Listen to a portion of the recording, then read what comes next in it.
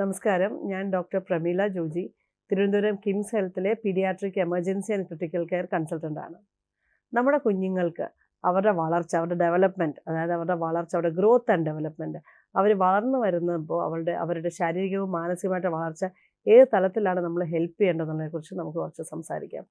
അപ്പോൾ നമ്മൾ ഓരോ ഏജിൽ, ഇപ്പോൾ ഒരു കുഞ്ഞ് ജനിച്ചു കഴിഞ്ഞു, 2 മാസം ആകുമ്പോഴത്തേക്ക് കുഞ്ഞ് നമ്മളെ നോക്കി ചിരിക്കും.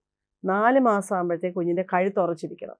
6 മാസം ആകുമ്പോഴത്തേക്ക് നമ്മുടെ കുഞ്ഞ് ചെറുതായിട്ടൊന്ന് കമന്ന് വീഴാൻ ശ്രമിക്കും. 8 മാസം ആകുമ്പോഴത്തേക്ക് ഇരിക്കാൻ ശ്രമിക്കും. 10 മാസം ആകുമ്പോൾ കസരിലൊക്കെ പിടിച്ചൊന്ന് നിൽക്കും.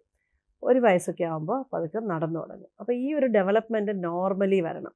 ഇതിനെന്തെങ്കിലും വ്യത്യാസം ഉണ്ടെങ്കിൽ നമുക്ക് തന്നെ അത് മനസ്സിലാവും, ഓക്കെ കുഞ്ഞ് സാധാരണ ഡിഫറെൻ്റ് ആണ്.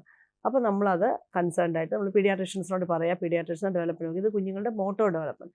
ഇതുപോലെ തന്നെ കുഞ്ഞുങ്ങളുടെ സെൻസറി ഡെവലപ്മെൻ്റ് ഉണ്ട്. ഓരോ മാസത്തിനനുസരിച്ച് കുഞ്ഞുങ്ങൾ ചിരിക്കുന്നത്, അവർ കൈനീട്ടിയ സാധനങ്ങൾ വാങ്ങിക്കുന്നത്, ഫുഡ് കഴിക്കുന്നത്.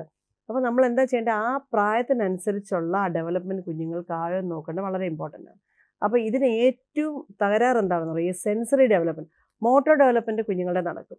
സെൻസറി ഡെവലപ്മെൻറ്റിന് ഇപ്പോൾ ഏറ്റവും വലിയ വില്ലൻ എന്ന് പറഞ്ഞാൽ നമ്മുടെ മൊബൈൽ ഫോണുകളാണ്. അപ്പോൾ 6 മാസം ഒരു കുഞ്ഞാവുന്നു. 6 മാസമൊക്കെ ഒരു കുഞ്ഞായിട്ട് കുഞ്ഞിന് നമ്മൾ കുറുക്കൊക്കെ കഴിക്കാൻ കൊടുക്കുന്നു. ആ കുറുക്ക് കഴിക്കാൻ തുടങ്ങുമ്പോൾ കുഞ്ഞിന് മൊബൈൽ നമ്മൾ മുന്നിൽ വെച്ച് കൊടുക്കും.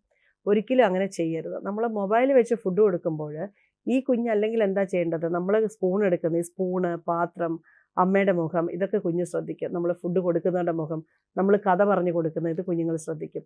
അപ്പോൾ കുഞ്ഞുങ്ങളുടെ സെൻസറി ഡെവലപ്മെൻറ്റ് നല്ലതാവുകയാണ്. പിന്നെ ഈ നമ്മൾ കൊടുക്കുന്ന ഫുഡിൻ്റെ കളർ ആ കുഞ്ഞിന് 6 മാസമൊക്കെ ആകുമ്പോൾ അവരുടെ വിഷൻ കുറച്ചുകൂടെ ബെറ്ററായി വരും. അവരതിൻ്റെ കളറ് കാണുകയാണ്, ഏത് ടൈപ്പ് ഓഫ് ഫുഡെന്ന് അവർക്ക് ജസ്റ്റ് മനസ്സിലാവും അവർക്ക് ഫുഡ് എടുക്കുകയാണെന്നുള്ളത്. പിന്നെ അത് വായിലോട്ട് വെച്ച് കൊടുക്കുമ്പോൾ അത് എന്താണെന്നുള്ള ടേസ്റ്റ് അവർക്ക് മനസ്സിലാവും. മറ്റേത് വേറൊരു ഡിസ്ട്രാക്ഷൻ കംപ്ലീറ്റ് വരുമ്പോൾ അവരിത് കംപ്ലീറ്റ് മറക്കും. ഇപ്പോൾ പല അമ്മമാരും പറയുന്നത് അത് കുഞ്ഞുങ്ങൾക്ക് എങ്ങനെയെങ്കിലും കുറച്ച് ഫുഡ് അകത്ത് പോട്ടെ എന്ന് പറഞ്ഞാൽ അങ്ങനെയല്ല നമ്മൾ ചെയ്യേണ്ടത്. അപ്പോൾ നമ്മൾ ആ മൊബൈൽ ഇൻട്രൊഡ്യൂസ് ചെയ്യുന്നത് 6 മാസം മുതൽ തുടങ്ങുന്നത്. അപ്പോൾ നമ്മൾ പഠനങ്ങളനുസരിച്ച് ശരിക്കും പറഞ്ഞാൽ ഒരു കുഞ്ഞിന് 2 വയസ്സ് കഴിഞ്ഞിട്ട് TV പോലും കാണിക്കാൻ പാടുള്ളൂ.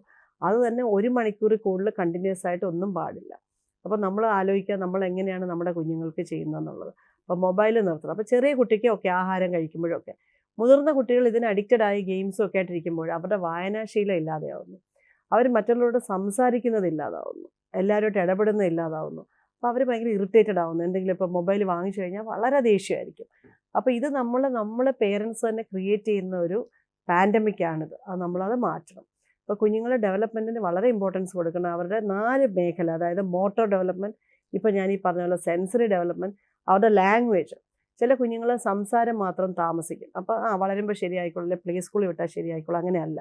നമ്മുടെ കുഞ്ഞ് 1-1.5 വയസ്സാകുമ്പോൾ ചെറിയ ചെറിയ കാര്യങ്ങൾ പറയും. 2-2.5 വയസ്സാകുമ്പോൾ നല്ലപോലെ സംസാരിക്കാൻ, വാക്കുകൾ യോജിപ്പിച്ച് സംസാരിച്ചില്ലെങ്കിൽ ഡെഫിനറ്റ്ലി പീഡിയാട്രിഷനെ കാണിക്കണം. ഐസൊലേറ്റഡ് സ്പീച്ച് ഡിലേ ആണ്. പിന്നെ ഓട്ടിസം എന്ന് പറഞ്ഞ് നമ്മൾ പറയും. അതിനൊരു ക്രൈറ്റീരിയ ഉണ്ട്. കുഞ്ഞുങ്ങൾ നമ്മുടെ മുഖത്ത് നോക്കുന്നില്ല, ഒരു സൈഡിൽ മാറി നിന്ന് അവർക്ക് ഇഷ്ടമുള്ളത് മാത്രം ചെയ്യുന്നു. അപ്പോൾ ഇങ്ങനത്തെ, അതായത് നമ്മുടെ മുഖത്ത് നോക്കുന്നില്ല, ചിരിക്കുന്നില്ല, ഒട്ടും ആക്റ്റീവ് അല്ല. മൊബൈൽ യൂസ് ചെയ്യുന്ന പല കുട്ടികൾക്കും ഒരു ഓട്ടിസം വരുന്നുണ്ട്. അപ്പോൾ മൊബൈൽ കംപ്ലീറ്റ്ലി മാറ്റുമ്പോൾ അത് റിവേഴ്സ് ആവുന്നുണ്ട്. അതുകൊണ്ടാണ് ഞാൻ സ്ട്രെസ് ചെയ്തത് പറയുന്നത്.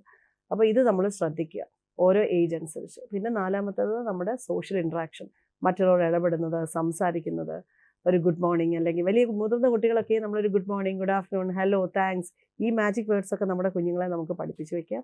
അപ്പോൾ മൊത്തത്തിൽ നമ്മുടെ കുഞ്ഞുങ്ങളുടെ വളർച്ച, ശാരീരികമായിട്ടുള്ള വളർച്ചയ്ക്കൊപ്പം അവരുടെ മാനസികമായിട്ടുള്ള വളർച്ചയ്ക്കും നമുക്ക് ഇമ്പോർട്ടൻസ് കൊടുക്കാം.